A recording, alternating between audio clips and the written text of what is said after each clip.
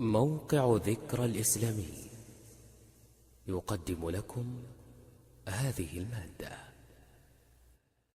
وحملت الجنازة على الأكتاف لنقلها إلى المقبرة. الجنازة تتحدث. هذه اللحظات التي تتحدث فيها الجنازة، كما أخبر المصطفى صلى الله عليه وسلم إذ قال: إذا وضعت الجنازة فاحتملها الرجال على أعناقهم، فإن كانت صالحة قالت قدموني، وإن كانت غير صالحة قالت يا ويلها، تعني نفسها، أين تذهبون بها؟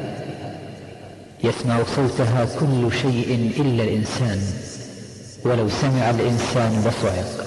الجنازة في المقبرة. وصلت الجنازة إلى المقبرة، يشيعها جمع كبير من الناس. وعند القبر ما تدخل القبر بوظيفتك.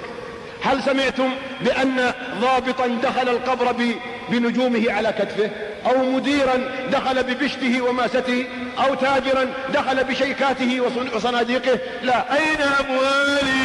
أين قصوري؟ أين دثوري؟ أين عقاري؟ أين أحبابي؟ أين جمعي وحزبي؟ ذهبوا عني وعرضوا على ربك صفا لقد جئتمونا كما خلقناكم أول مرة.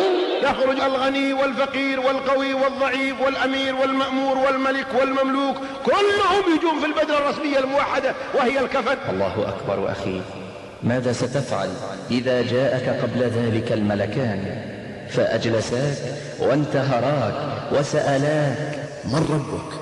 ما دينك؟ من نبيك؟ واتقوا يوما ترجعون فيه إلى الله ثم توفى كل نفس ما كسبت وهم لا يظلمون.